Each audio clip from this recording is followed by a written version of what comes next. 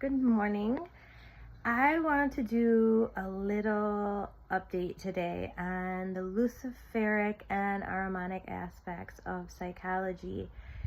That's something that I really want to accomplish in my book, my new book series, just because I spent 25 years in body-mind psychology / healing and studying Reich's work and also going through therapy.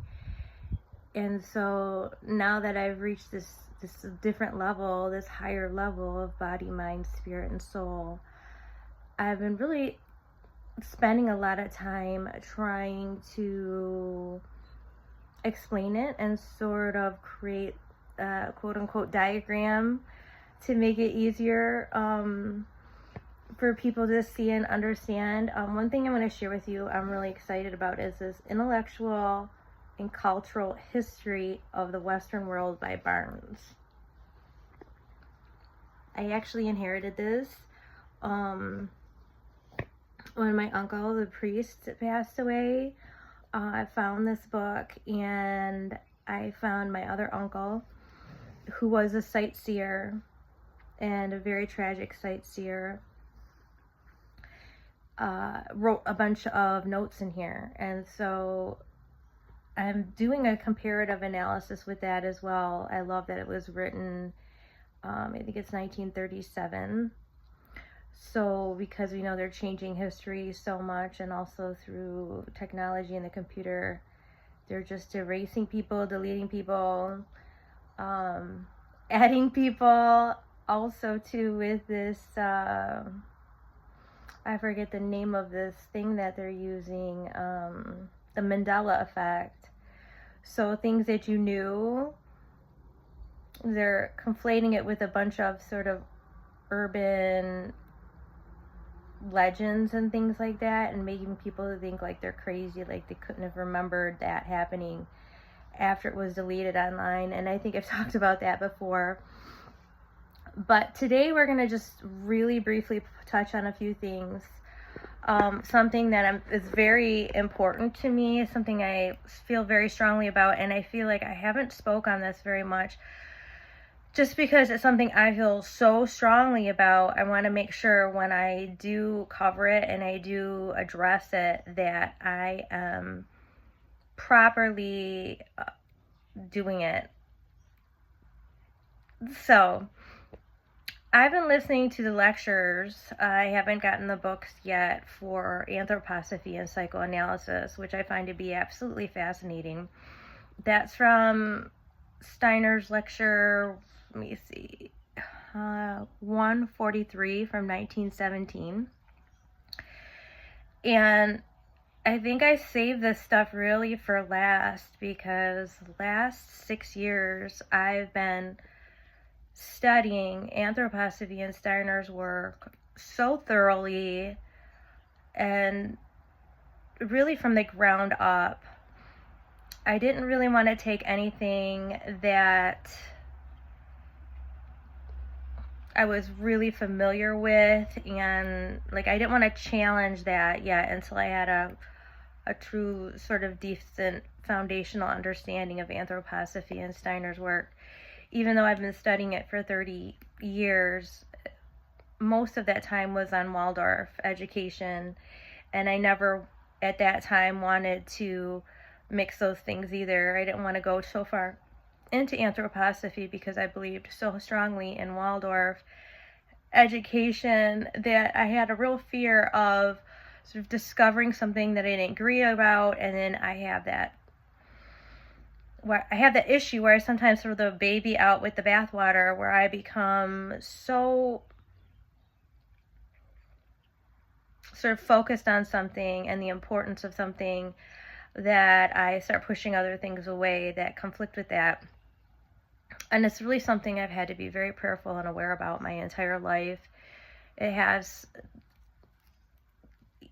when left unchecked, it can be negative. And so sometimes it's, if I'm in a really healthy, positive state, it can be a positive, good thing. But if it's something where I'm not sort of in touch with myself, it can be a negative thing. So we're going to talk today just a little bit on my comparison of Freud being Ahrimanic and Jung being Luciferic. And I think anybody who studies Anthroposophy and is familiar with this, with these sort of mind demigods, would agree with that statement. And in the center, we have Christ consciousness, which the closest we can get into that in psychology without just going to Christ would be Wilhelm Reich. And that's who I study and have based all my work on for the last 25 years. Now, Reich was not a Christian. He wrote that book, Murder of Christ, which actually was one of the first steps of me coming back to my faith in the church. Was after I read that, ironically, and he was speaking from an atheist, Jewish, scientific perspective. And yet, as a Christian myself, somebody who was saved around 11 years old, I got it. Like, I saw it and I felt it and processed it, and that's what brought me back. I think that was around the year 2009 or so, and that was for sort of the first steps of me coming back. And then it was solidified after really 2018, and when I reconnected with Steiner's work on another level, and I read C.S. Lewis' book, Mere Christianity. Besides also having, I remember, like a road to Emmaus type experience, like Paul did. And I don't mean to over exaggerate, because it is an exaggeration compared to what happened to him, but not to me personally, because it was that powerful experience that I had that brought me back. So with that intro, I just want to connect on some notes that I took and discuss how anthroposophy and psychoanalysis connect. And I think this is going to be very eye-opening. So one thing he opens up with, Steiner says, half-truths are more harmful than complete errors. And he's relating this to the psychology movement. And I don't know who said that, actually. That might not be his statement. But psychology and psychoanalysis look at soul phenomena present and intruding. These mind scientists lack the means of knowledge to discuss and understand, studying the soul processes as only the mind with inadequate means. And so really, he's talking about just from the get-go. And he says too, I think there's another note that I took that's even more sort of revealing. Doctors and scientists do not take spiritual world serious. So, Beezil! Sorry about that. So much of this process of pulling apart the mind and connecting it to health is really a refusal to see the spirit, to see Christ, to see the higher worlds within it. And it's a process of devaluing and dissecting, and you chop it up, and then you have this, and then you're supposed to say, aha, there's no God in this. See, we've taken it all apart and it's not there. Like the God in the machine. One of the he says hi. One of the really interesting I'm sorry, he's getting me. One of the really interesting comparisons that he does, that's not in here, it's somewhere else, but he talks about a watch. Would you take apart all the pieces of a watch. And then you take these pieces and you go, here's a watch, this is a watch. But it's not. It's just the pieces of the watch. And so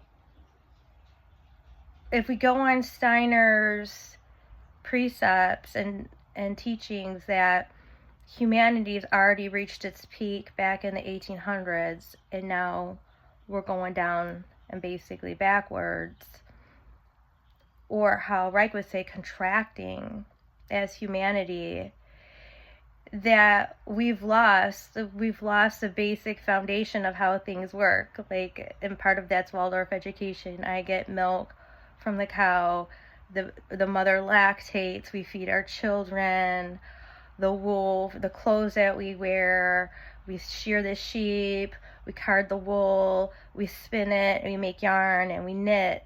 We've lost this ingenuity in our minds now. And so people are so lost, and they're so two-dimensional now, as I've talked about. And some of this, I mean, as I'm connecting this with Catholic anthroposophy, I'm putting a lot of my own interpretations in here as well. I try to be clear about that. In the book, I try to be clear about that as well, because I don't want to ever, I have a real problem with misquoting people or I don't want to take glory and honor and respect away from these beautiful people in humanity that have sacrificed their life for higher knowledge. So I try to be clear about what's my thought. So part of that's my own thought on that. The quote-unquote God machine that people are trying to build now. And so people are trying to take apart the machine and say, what's inside the machine? The universe made the machine. The universe is doing this. It's like a backwards robotic Christianity. Like, these people just missed the Christ impulse this time around, and they've effectively really blocked it to the best that they can through the machine in our world right now. So when we look at that, we see there so much of this psychology is about Ahriman and the machine, and making people completely dependent on themselves without spirituality. And that's something too, if you read my book Beyond Natural Cures, that series, and especially my last chapter where I discuss my friend who died in I can't even say, I'm not allowed to even say how she died, but you'll have to read it to see. It's really actually it's so horrible, that whole process that happened to her, and it shouldn't have. But that is something that that needs to be looked at in a deeper way, and I feel like it has been since my books come out. I feel like some people are waking up to the lie of psychology. So let's just talk about this a little bit. One thing one thing he says here is that it's Breuer in the 1880s, which is interesting, when the fall of the spirits of darkness came. He was a psychoanalysis doctor. He's crediting him as the first. And he brings up a patient with hysteria, which, if you also go to my other account, Healers of Humanity, I've got many videos up of my own hysterical diagnosis and how I was healed of that, and that whole process, how transformative that was for me. And most of those videos now are on private, so if you would like to see those, you have to contact me and I can send you the list. But in this, he talks about a woman who forgot her native language in a state of paralysis, and she would go into this twilight dissociative state, which sounds already like a pre-hypnosis. And then Breuer used, guess what? Hypnotism. And so